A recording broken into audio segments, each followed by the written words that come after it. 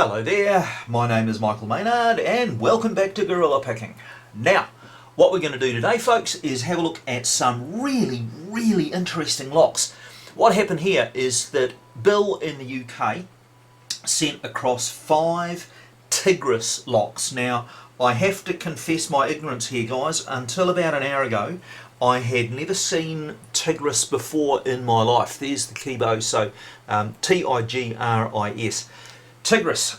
And what we're going to do, we're going to use these as some sort of a competition or pass around or challenge lock or something within the UKLS group, right? But before we did that, we actually had to pick the bloody things and find out how they worked. So they all came with mummified keys. I picked this one here and had a bit of a look inside and was absolutely gobsmacked at the quality of this thing. It is beautiful. So first and foremost, it's a very difficult keyway. So I needed 15 thou gem and Peterson number 5 to get into this thing in the end.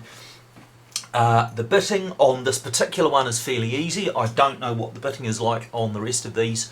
The chambers are countermilled, so I'm not sure whether or not you can see this well enough in the video, but there is a little ledge there, obviously. So we've got countermilling on the chambers, and then the driver pins are the nasty, horrible, bloody little Gege ones. So this, all things considered, this is a phenomenally good and phenomenally difficult lock to get into. Now, what I found when I pulled it apart is that it is in fact master pinned. So there are, it's a 6-pin lock. You can see the pinning here. Just ignore the stuff up here, guys. All right, this is a different project I'm working on, so I just whacked this on the bench this morning. So we've got 6 chambers here, of which 3 are master pinned. And so the very first thing you want to do when you get one of these locks, and it's going to be in the lock sport community, is get rid of these bloody master wafers, because you know they're just a pain in the backside, and they do make the picking a little bit easier. And of course we don't want the picking easier, we want the picking harder. So I decided I was going to get rid of these. Now, what I then needed to do was figure out what pins to replace them with. So you know, if you're going to do this the quick and dirty way, you would just get your calipers, measure the combined lengths of these 3 pins, and say that that's your answer, and you know that will get you reasonably close. But I decided I wanted to do this one properly, guys. I was going to sit down and figure out how exactly Tigris had pinned up this lock and what increments they are using for the key pins. So what I did, I got out my calipers and I started making some measurements. Now, okay, so what happened was I measured a whole lot of stuff, came out with a whole bunch of numbers, and these first numbers I measured here, they didn't actually make a lot of sense. Now, I have to confess, I had taken my first measurements with the standard Chinese calipers that we all use. And for most of the stuff that we do in lock picking, these are good enough, okay, but once I started doing the numbers on this, it just didn't make any sense. So I pulled the pins back out again, got out my decent calipers this time, my Mitutoyos, and had another look. And at that point it became very simple to work out how these guys had pinned up their locks. So the 3 single key pins that I had were 254, 254, so the same number twice, Yahoo, and 234 thousandths long. So immediately we think to ourselves, okay, all right, well, probably we're going in increments of 20 thousandths here. And then I had a look at the master wafers. I had a master wafer that was 78 thou in chamber 2, 118 thou in chamber 3, and 36 thou in chamber 4. And again, at that point, I kind of said hallelujah, you know, because they are all in increments of 20 thousandths of an inch. So at that point I was fairly sure that I had my answer. So we've got 254, 254 and 234 for chambers 1, 5 and 6 respectively. Now when you add the lengths of the stumpy key pins and the master wafers in the other 3 chambers, you don't get numbers that come out exactly right. So when you're measuring 2 things, you multiply the error, okay? So the error that you've got gets bigger.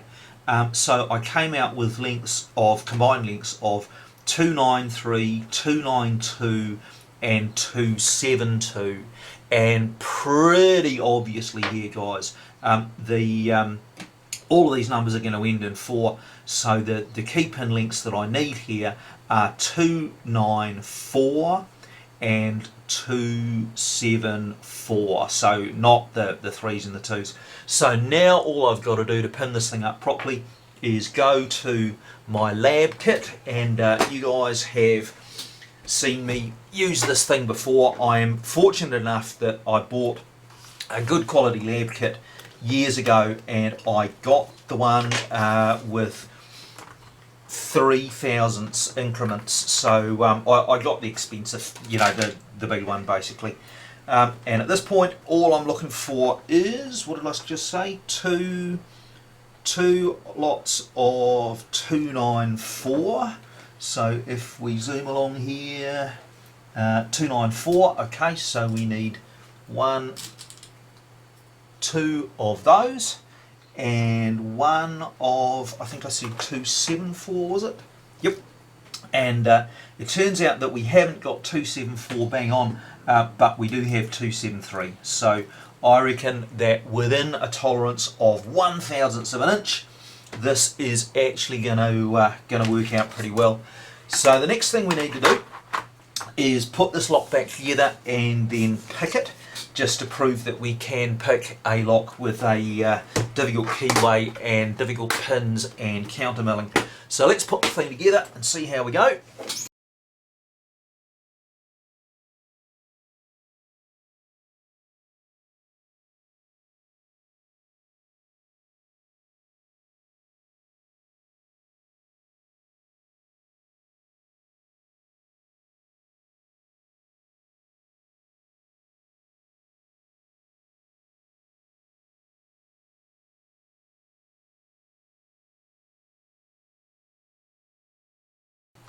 Okay, so we're back together. We've got the circle up on there now so that we can test this thing out, and works absolutely beautifully. Again, this is a gorgeous quality lock, it really is good. Okay, now what I've got to do is clear away all the crap off of here, and then we'll see if we can pick this thing. So just give me a second, guys.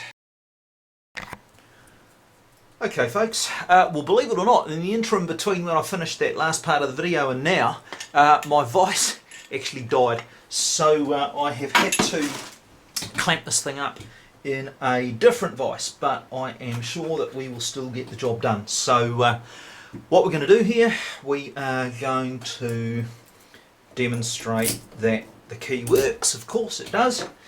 Get some top of the keyway tension in there, and then start very gently looking for some pins to get into a false set. Now there's several different stages to picking these lots, eh? The first thing you got to do is get all of these serrated pins into a serration, and at that stage you get a tiny little click, a tiny false set, and after that, that's what I think of as picking the lock proper. So I don't consider this bit that I'm doing now, getting that false set, to be actually picking the lock.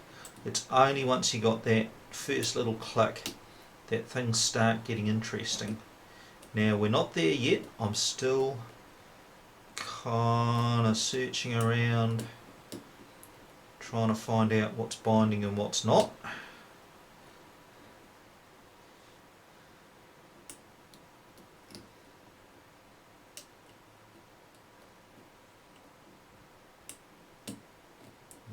That's getting me closer. Aha, okay, right. We are now in a tiny wee false set. So What happens from here on in is that we use so little tension that there's virtually none on there, and honestly you do have to be very delicate with this stage, eh? What I'm looking for now is pins that need to be nudged out of their little serrations, and you do need to be incredibly delicate at this stage. What often happens actually is that you end up losing your false set and have to go round and not start from the beginning exactly, but certainly start from about 10 paces back from where you were previously. And I actually don't think, yeah shit, I'm going to have to do it now. Did you hear that? I don't think there's any way around that actually. I think that that is par for the course. There's my little click for picking these Gege serrated pins. I think it's just what you got to do, eh? So what we're doing, we're going through next to no tension, looking for binders. I am unfortunately having to swap to that steeper pick sometimes, and the feel between the gem and the hook number 5 is completely different, so you have to kind of recalibrate yourself every time you change to a different hook, which honestly does make this much more tricky. You have to be a lot more cautious, but we'll get there. Where we are at the moment, where we are at the moment is that we are setting pins every now and again, but pretty much every time we do that we lose a whole lot, you know, so we are having to take the 1 step forward, 2 step back kind of thing. But if we do this for long enough, we will get to the point where we are finally either all set or a mixture of set and sitting on the counter milling, and at that stage all we've got to do is nudge the pins that need it off of the counter milling and the job's a good one.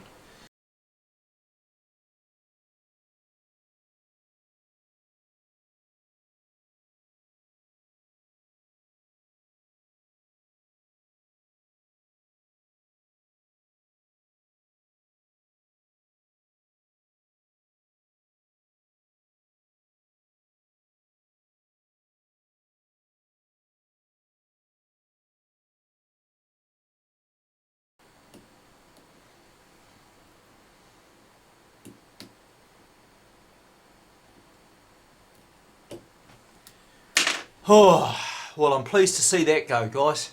That was about 12 minutes worth of picking a Gege effectively. That was bloody hard work. So we've proved that it can be done. We've proved that repinning the lock worked, and we've proved that this frankly is a very, very worthy competition lock to pass around the group. I have been talking to Bill about what to do with this over the course of the morning, and what we're thinking about doing is actually pinning up 2 different ends of this lock with 2 different keys. So maybe have this end with the pins that I've just put in here, and maybe put a set of pins with master wafers in this end, just so you can see the difference between the two maybe, and then set a time to be able to pick both ends. Don't know. We'll get that sorted out later though, but thanks for watching, folks.